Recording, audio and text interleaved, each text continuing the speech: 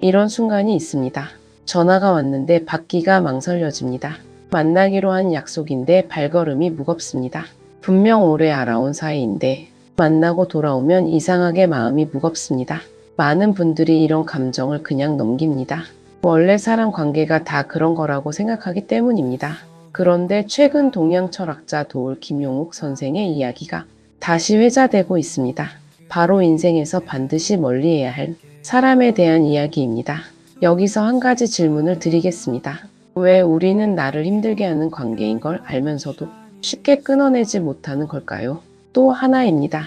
오래된 인연이라는 이유만으로 계속 붙잡고 있는 것이 정말 옳은 선택일까요?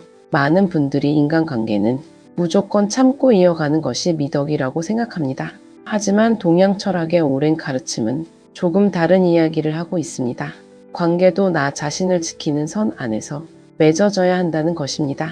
오늘 이야기의 핵심은 누군가를 나쁜 사람으로 규정하자는 것이 아닙니다. 내 삶과 인간다움을 계속 무너뜨리는 관계라면 거리를 둘 줄도 알아야 한다는 이야기입니다. 그리고 이 이야기는 가족, 직장, 오랜 친구까지 우리 삶의 거의 모든 관계와 연결될 수 있습니다. 그런데 여기서 많은 분들이 놓치고 있는 부분이 있습니다. 진짜 이야기는 지금부터 시작됩니다. 이번에는 조금 더 구체적으로 들여다보겠습니다. 김용옥 선생의 여러 저술과 강연을 관통하는 관점이 있습니다. 인간은 관계 속에서 살아갈 수밖에 없지만 그 관계가 자신의 삶과 인간다움을 훼손해서는 안 된다는 것입니다.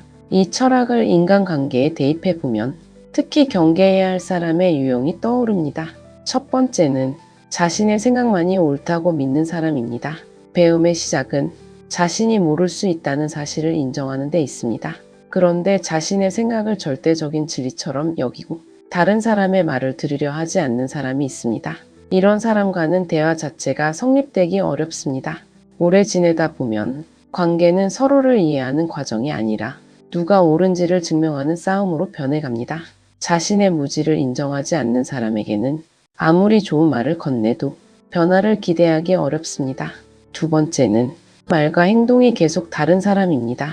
사람의 진짜 모습은 무엇을 말하는지가 아니라 어떻게 살아가는지에서 드러납니다. 입으로는 정의와 도덕을 이야기하면서 정작 자신의 이익 앞에서는 전혀 다른 행동을 하는 경우가 있습니다. 이런 사람은 상황에 따라 말과 태도를 바꾸기 때문에 결국 신뢰하기가 어려워집니다. 인간관계에서 정말 경계해야 할 대상은 실수를 하는 사람이 아닙니다. 위선을 습관처럼 사용하는 사람입니다. 세 번째는 자신의 욕망을 위해 사람을 이용하는 사람입니다. 모든 사람에게는 욕망이 있습니다. 문제는 그 욕망을 채우기 위해 다른 사람을 수단으로 바라보는 태도입니다. 필요할 때는 친한 척하다가 이익이 사라지면 등을 돌립니다. 사람의 가치를 돈과 지위로 판단하는 관계는 오래 갈수록 상처만 남깁니다.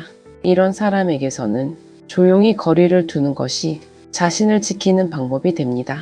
네 번째는 끊임없이 남을 탓하면서 자신은 돌아보지 않는 사람입니다. 일이 잘못되면 부모 탓, 배우자 탓, 친구 탓, 세상 탓을 하지만 정작 자신의 행동은 돌아보지 않습니다.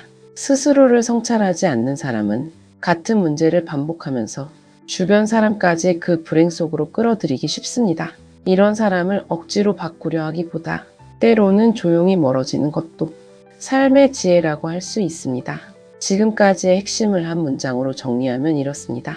관계를 오래 유지하는 것보다 중요한 것은 그 관계가 나를 어떻게 만드는가입니다. 그런데 여기서 끝이 아닙니다. 이 네 가지 유형보다 더 중요한 이야기가 남아 있습니다. 많은 분들이 이 이야기를 들으면 주변의 특정한 누군가를 먼저 떠올리십니다. 하지만 진짜 중요한 부분은 다른 곳에 있습니다. 바로 우리가 왜 그런 관계를 붙잡고 있느냐는 것입니다. 우리는 종종 이렇게 생각합니다. 오래된 인연이니까 참아야 한다. 미안한 마음이 있으니까 끊을 수 없다. 이런 이유들로 나를 소모시키는 관계를 계속 이어가는 경우가 많습니다. 여기서 헷갈린 분들 많습니다. 그렇다면 인연을 끊는 것이 무조건 옳은 선택일까요? 그렇지 않습니다. 핵심은 관계를 많이 남기느냐 적게 남기느냐가 아닙니다. 서로가 더 나은 사람이 될 수 있는 관계인지 그렇지 않은지를 구분하는 것입니다. 이게 참 묘합니다. 우리는 살아오면서 수많은 사람을 만나고 또 수많은 인연을 정리합니다. 그런데 정작 그 기준이 무엇인지는 깊이 생각해 보지 않는 경우가 많습니다. 특히 40대 이상이 되면 인간관계에 대한 고민이 새로운 국면을 맞이합니다. 자녀는 독립을 준비하고 부모님은 나이가 들어가며 오래된 친구, 동료와의 관계도 예전과 같지 않다고 느껴지는 시기이기 때문입니다. 이 시기에 김용옥 선생의 이야기가 다시 주목받는 이유도 여기에 있습니다. 인생의 후반부로 갈수록 관계의 양보다 질이 삶의 평온을 좌우하기 때문입니다. 자신의 생각만 옳다고 믿는 사람, 말과 행동이 다른 사람, 사람을 이용하는 사람, 끊임없이 남을 탓하는 사람, 이 네 가지 유형은 결국 하나로 연결됩니다. 바로 상대방을 존중하지 않는 태도라는 공통점입니다. 이 지점입니다. 관계에서 지쳐가는 진짜 이유는 그 사람의 성격 하나 때문이 아니라 나를 존중하지 않는 태도가 반복되기 때문입니다. 그래서 조용히 멀어진다는 것은 미움이 아니라 자신을 지키는 선택에 가깝습니다. 다만 모든 갈등이 있는 관계를 성급하게 끊어내야 한다는 뜻은 아닙니다. 사람은 누구나 실수를 하고 서로 오해가 생기기도 합니다. 중요한 것은 그 관계가 반복적으로 나의 인간다움과 평온을 무너뜨리는지를 차분히 들여다보는 태도입니다. 지금까지의 핵심을 한 문장으로 정리하면 이렇습니다. 멀리해야 할 것은 사람 자체가 아니라 나를 계속 무너뜨리는 관계의 패턴입니다. 더 중요한 이야기는 마지막에 남아 있습니다. 살면서 우리는 참 많은 인연을 만납니다. 그 중에는 오래도록 힘이 되는 관계도 있고 시간이 지날수록 나를 지치게 하는 관계도 있습니다. 문제는 우리가 이 둘을 쉽게 구분하지 못한다는 데 있습니다. 오늘 이야기의 핵심은 특정한 누군가를 멀리하라는 것이 아닙니다. 내 삶과 인간다움을 계속 훼손하는 관계라면 거리를 둘 줄도 알아야 한다는 것입니다. 그리고 그 판단은 결국 나 자신을 얼마나 소중히 여기는가에서 시작됩니다. 가족과의 관계도 다시 돌아보게 될 수 있습니다. 오랜 친구와의 거리도 조정될 수 있습니다. 직장에서 맺어온 관계 역시 새로운 기준으로 바라보게 될 가능성이 있습니다.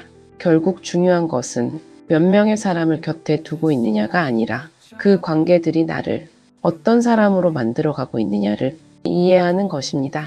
그래야 관계에 휘둘리는 것이 아니라 관계를 스스로 선택하는 삶이 됩니다. 오늘 마지막으로 질문 하나 드리겠습니다. 여러분 곁에는 지금 서로를 더 나은 사람으로 만들어주는 관계가 몇이나 있으십니까? 혹시 오래됐다는 이유만으로 붙잡고 있는 관계는 없으십니까? 여러분의 생각을 댓글로 함께 나눠주시면 좋겠습니다. 다음 영상에서는 나이가 들수록 더 중요해지는 인간관계의 기준에 대해 함께 살펴보겠습니다. 지금까지의 핵심을 한 문장으로 정리하면 이렇습니다. 인생의 후반부일수록 중요한 것은 관계의 수가 아니라 관계의 질입니다. 구독과 좋아요는 한 번 더 생각해 보게 만드는 힘이 됩니다. 오늘도 행복한 하루 되세요. 감사합니다.